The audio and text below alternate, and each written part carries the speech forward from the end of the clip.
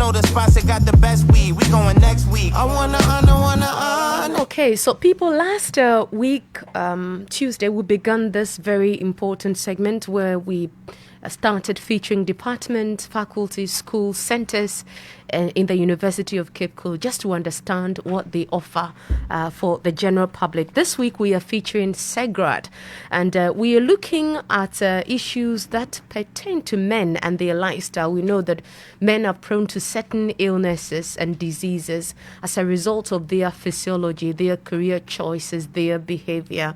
And the important thing is knowing what these will help men to take better care of themselves and then change behavior as needed and then make better decisions to enjoy good health. And in the studio with me to do the discussion is the outreach coordinator of CEGRAD, Dr. Theresah Addai-Mununkum. Good morning to you, Doc. Good morning, Amma. It's a pleasure to be hosting you here in the studio. Thank you. I trust you're doing well. Yes. Okay. And we also have a geriatric fellow, doctor, and of course a family physician, Dr. Madison Adanusa. Doc, where have you been? I've been around. You've been around? Yes. Okay. The relationship was closer than now. It's quite been a while since we met. In life you have to initiate something and others stick. So what are you saying? Others are running with it. And I'm walking. Dr. Addai-Mununkum, let me begin the discussion with you to get a better understanding of why CEGRAD is looking at this program. All right. Thank you very much, Amma. And good morning to all our listeners. It's a pleasure to be here this morning. CEGRAD, we thought about this program, during the COVID era. We are a center for, as you said, gender research, advocacy, and documentation here at the University of Cape Coast. Some people have heard of us, others haven't. We embark on a number of training programs for various departments and student groups. And during the COVID era, we decided to take advantage of the media to reach out to people because now we can't congregate in large numbers. And this idea came up to collaborate with ATL and to bring our message to the people. And we also have this idea that we notice that many people think that when we talk about CEGRAD or talk about gender, it's about women. But we want to put it across that gender is a cross-cutting discipline. It cuts across every discipline. There's gender in IT, there's gender in engineering, there's gender in biology, there's gender in anthropology, there's gender in mathematics, there's gender everywhere. And so we decided to come up with this Time with CEGRAD series. So we'd look at some of the topics that are pertinent to us as a university community and the general public. And so today we are beginning with gender and men's health. Next month, we'll talk about gender and women's health. We'll talk about students' life on campus in November. And then we'll talk about the sexual harassment policy in December. And we have topics lined up for the rest of the year, actually. It's an interesting area we are looking at this week and today, Dr. Madison Adanusa. And when CEGRAD sent us this topic, I had the opportunity to do a lot of questioning. But it's also a table for us to learn. Yeah. What peculiar manifest behavior of men affect their health? All right. Thank you very much. In everything, you have to start from the beginning. Our genetic makeup is quite different from that of women. Okay. So if that is different, so our hormones, we have some hormones that are more in men that definitely affect how we grow and develop, and sometimes affect behavior. And also, we live in societies, we live in families. When you are groomed, you are brought up to do things a certain way, the man's way, so as not to be seen as a woman being tagged as the weaker of the two sexes or genders. Yes, so these, from the biological makeup to our family systems, our socio-cultural systems, men have had to tend to have a certain attitude or behavior towards health. And as we go on, we would see a lot of these behaviors clearly stated in several researches that men tend to do that women do not do much, or men do it on a higher scale than women, and puts them at specific risks. And they do them as a result of their genetic makeup. What are these behaviors? Well, men tend to drink more. Yes, we tend to smoke more. We tend to have the tendency for violent behavior. I'm sure as you election violence, you don't see women usually. Traditionally, you don't see women. It's men. It's a man's thing. Men tend to get involved in risky sexual behaviors. Men have poor eating habits. They don't eat right, or they don't eat well. And then also, this is a big one, men have poor health-seeking behavior. Because they are, you are a man, you have to bear pain. Big boys don't cry. Okay, men don't cry, so you have to bear it. There's something wrong with you. It's the women who go to the hospital. For a man, you'll conquer it. So that indoctrination by our family, our society, that the man is invincible in a way, it influences us so much so that if you are seen to be frequenting the hospital or seeking help for any condition, you are seen to be, are you now going to the hospital? Are you a woman? Yeah, so that is a big influence on the way we seek health care, and then it impacts on our mortality. On the average, a man will live 5 to 8 years less than a woman. So women live longer than men because of some of these. And Doc, you say this is as a result of, the genetic makeup, or is rather cultural? All. Okay. Our genes are part of it. Yes. So your genes, your hormones will tell you, okay, men, science, men, engineering. So we go for it. And we know some of these courses, you need a lot of effort. So you burn the midnight oil. You stress yourself, and the stresses also release hormones that will eventually, in a cumulative way, increase your BPs. Hormones that, in a cumulative way, will cause a buildup of your cholesterols, your bad cholesterols. Hormones that, in a way, will reduce your immunity.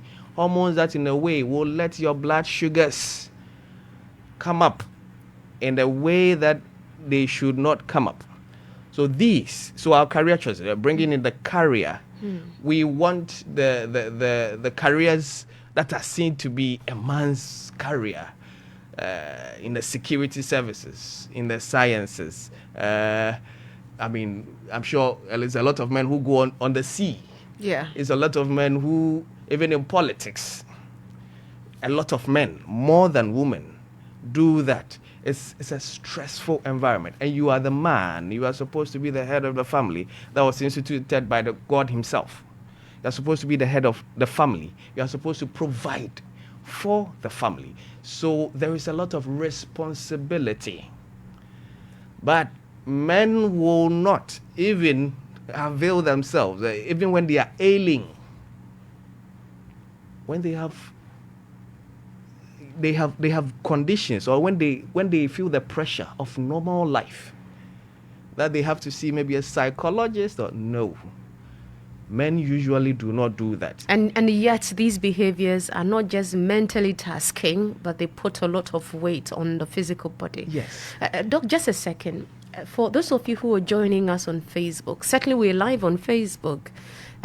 Do send us your comment. Okay, and if you're also listening to us as part of our immediate audience group, you can send us a message on our SMS WhatsApp platform. You can ask Dr. Adanusa a question. The number is 0275 14 49 49. 0275 14 49 49. That's our WhatsApp and SMS platform. Doc, I don't know whether there are more behaviors you would want to mention, because my next question possibly would elicit the answer, well, then who should do them? But if there are more behaviors that you think affect men's health, you may want to walk us through them. Men, I am tending to dwell on the social aspect, the social cultural, because that is what makes us not to behave in a certain way or behave in a certain way. We are usually competitive, we are daring, we are ambitious. I'm not saying the women are not, but comparatively, the men want to strive some more. And rightly so, because we've spoken that they have to provide for the family and all that.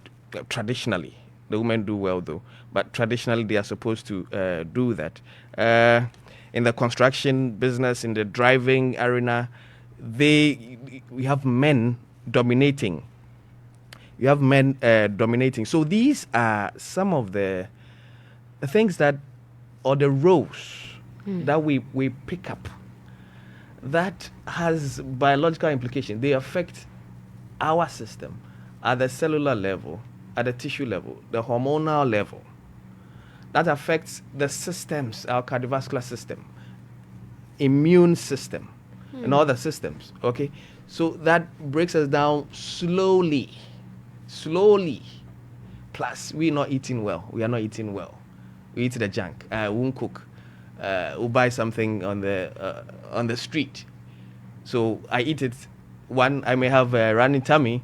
That's first one. Second one, a build-up of a lot of those salt, a lot of salt in those foods, a lot of the oils in those foods. Okay, I go, I eat it, I sleep. So build-up of all that. On or in my abdomen, cholesterol later in life. Okay? Okay. So these are important, and all these culminate in we live in less number of years than a woman. Yes. So I think people, the understanding is it's not just your career choice. Dr. Adanusa has mentioned the issues of ambitions, issues of trying to prove something to society, your diet and all that. Doc, can these behaviors be changed, be modified, and what are the processes? Yes, behavior change, it can be done, but behavior change is one of the difficult things to do. Yeah, one of the difficult things to do. In spite of all that I have said, men in society are usually given preference. When you go to the hospital and, let this man come, let me see him first. Employment, men usually will go to work, will seek employment first. So society gives them the premium. So that is also an advantage. Okay, it's an advantage that they have in society because of their gender. They have that advantage that they can use. So having that advantage, it means economically they'll be more empowered. Economically, they will be more empowered to one, eat better. If they choose to, eat better. Also to seek health early, because you control the resources virtually in the home, so you can go to seek help when the need be, or if the need be, rather than it being the situation that you do not have economic power, so you are unable to seek for medical help early, as pertains in the situations of a lot of women or a lot of rural women. So that opportunity is there. So we can leverage on that one. They work, they have money coming, so they can leverage on that one and seek help. Of course, drinking, we can always cut down on drinking. We can cut down on drinking if we choose to. They usually, when it gets to the last bit, so this is your condition. If you drink, this is what I'll say. Hey, doctor, I've stopped from today. Okay, I've stopped from today. Smoking, we have to quit smoking if we can. We have to. That it increases your lifespan literally, and there is always some gain to be had when you quit smoking. No matter how long you've smoked, there is some gain to be had when you quit smoking. Of course, violent behavior. Usually, you want the woman to be able to tone us down. Just, oh, you sit down, let's talk and all that. But the man will spare you on. Say, why did they do this? No, this one we don't understand. Let's go. But the woman would say, oh, you wait. Let's listen. Yeah, so we have to listen more to our female counterparts as well. It helps. Doc, briefly, Dr. Addai-Mununkum, I'm trying to understand some of the things that Dr. Adanusa is sharing with us this morning. I mean, CEGRAD, you have been going on the field. Yeah. How practical is the point that Dr. Adanusa is raising? What kind of picture do you see of men when you go on the field to engage communities? It's actually, as you said, more sociological, because men have been brought up in a certain way. There are certain expectations of them, and they feel that if they are not living up to those expectations, then they are less men. So more often than not, our education is targeted at letting men know that some of these narratives are toxic. As Doctor said, they are not things that would help them themselves. For example, to be seen as a man in the society, you must be a person who would endure pain. So even though you are suffering, instead of seeking healthcare, you think, no, I must stand as a man. This is a toxic narrative. It will kill you.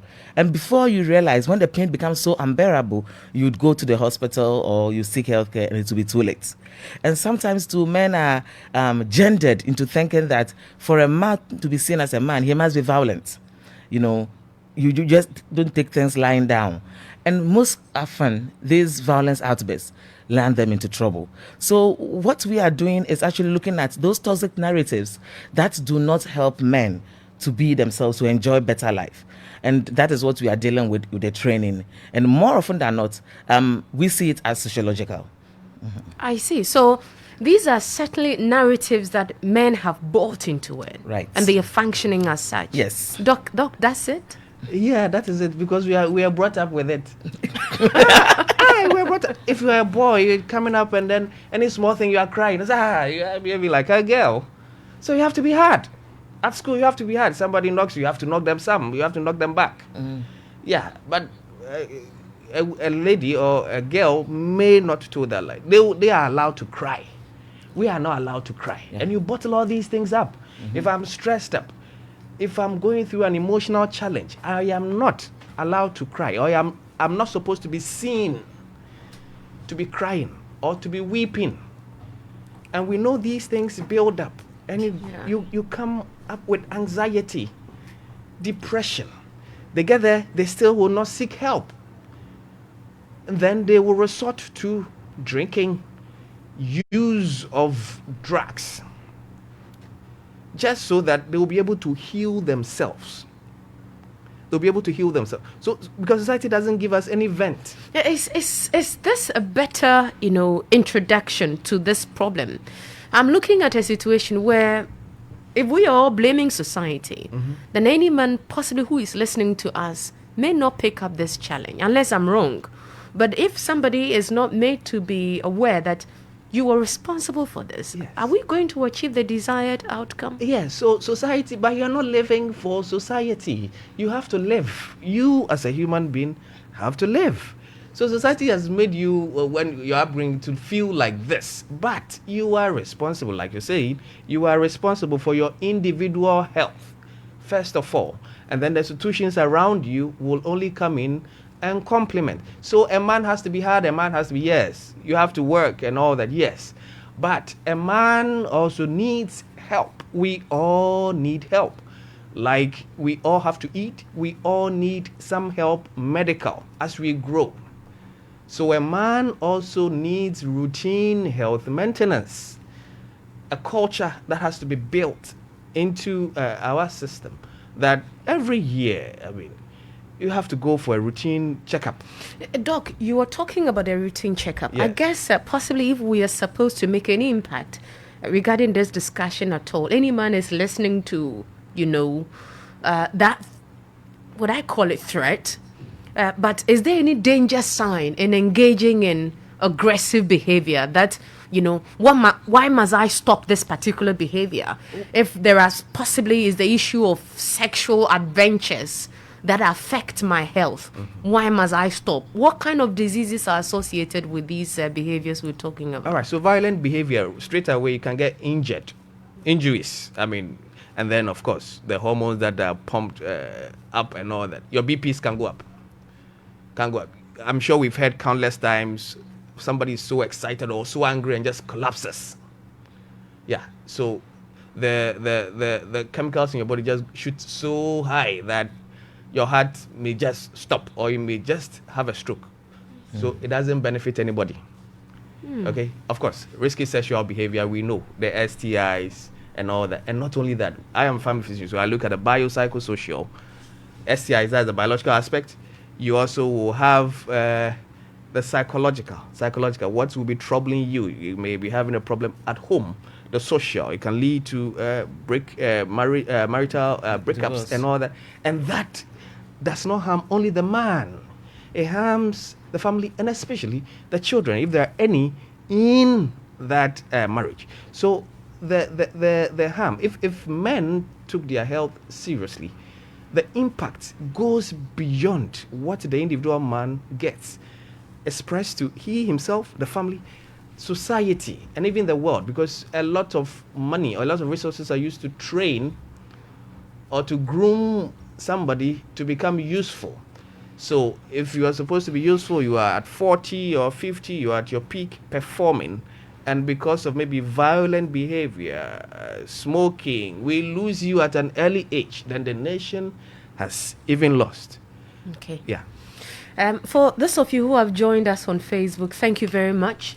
Some of you are writing to us. Fifi Blankson, thanks a lot for writing. Don Kering, Junior Thierry, we are very grateful that some of you have joined us on our Facebook page. We just have about 5 minutes to end this entire discussion, and we would love that you get in touch with us if you have any question at all. If you have, you're possibly battling a behavior that Dr. Adanusa has mentioned this morning, and you've come to that point that, look, I need to stop this, but how do I stop it? Talk to us. Share your concern on 0275 14 49 49.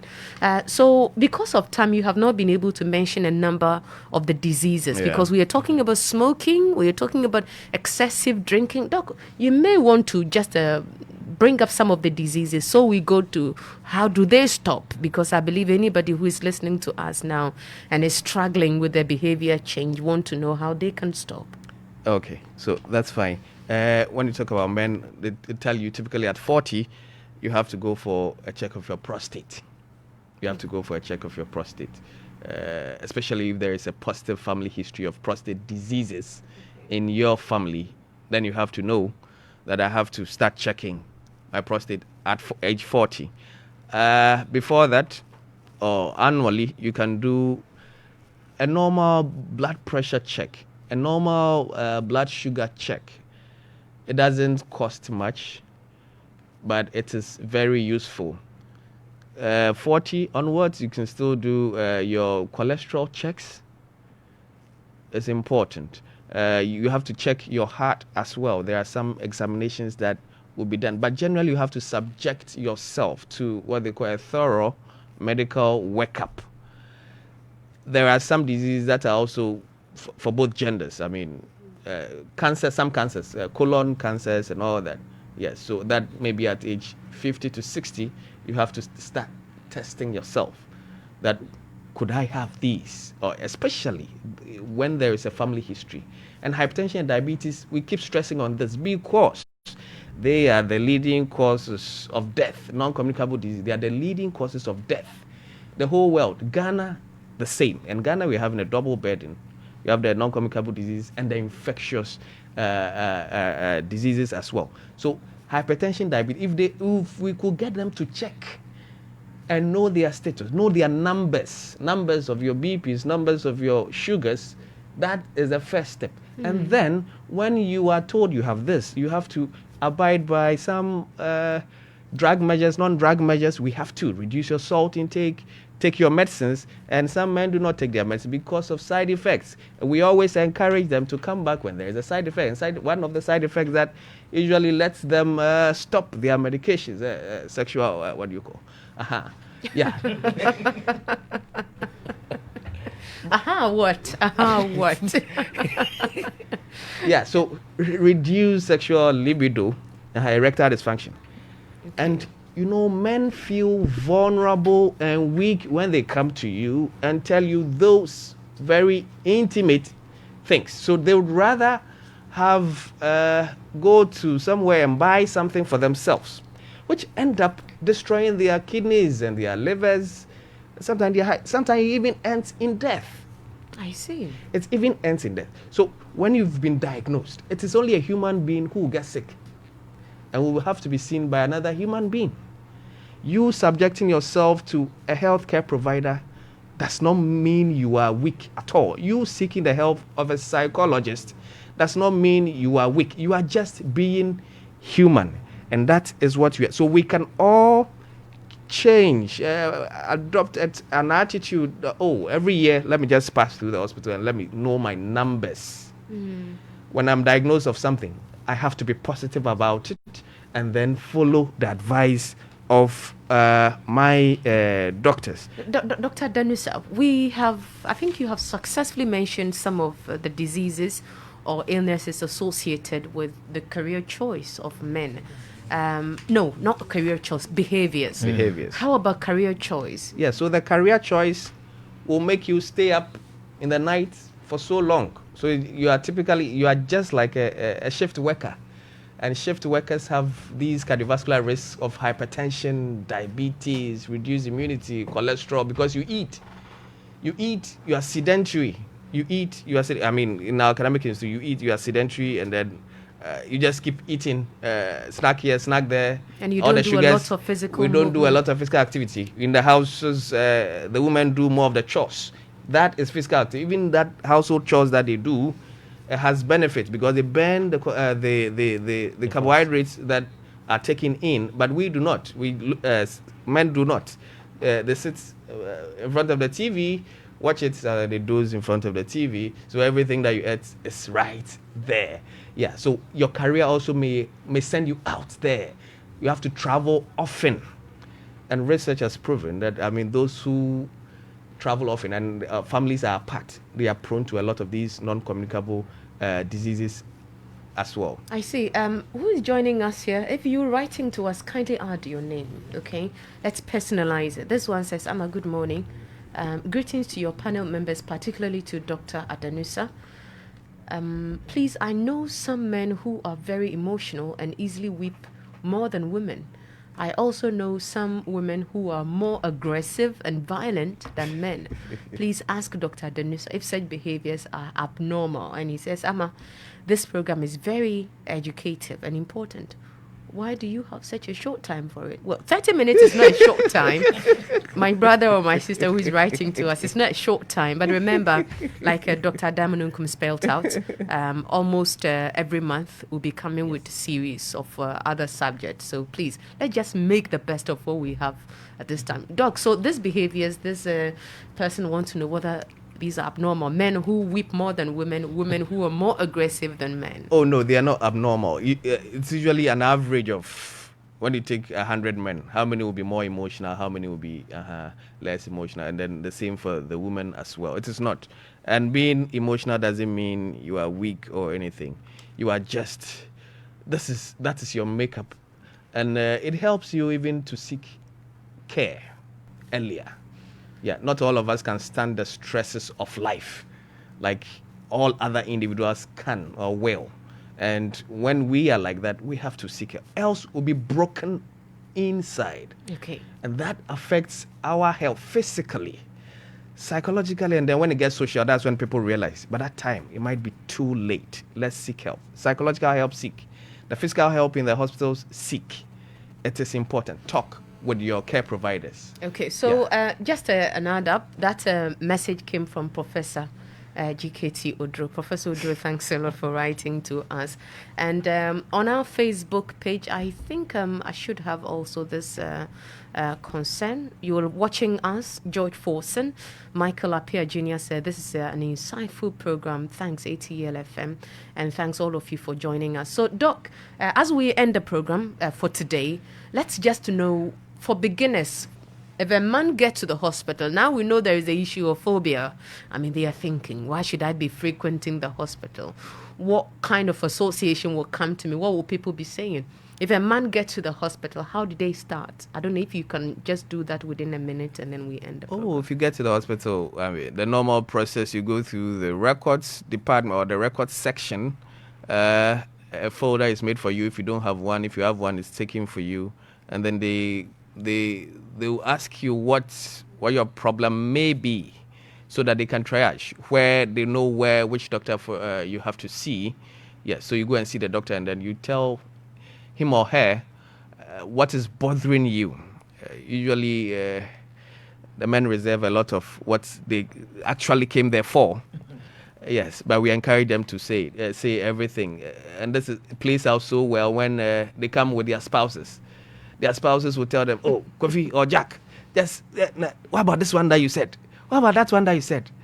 And sometimes it's taken as if it's a betrayal. In the consulting room, it becomes a conflict. You can see from their facial expressions that when we get home, you will see, or when we get out of here, we'll see what we will do to ourselves. Men truly are complex, aren't they? We thought women were quite complex. So come and tell us that you want a medical checkup. Okay. That will be done in any health facility. Our time is up. All right. And thank you. Another one says, thinking also contribute to the whole man notion.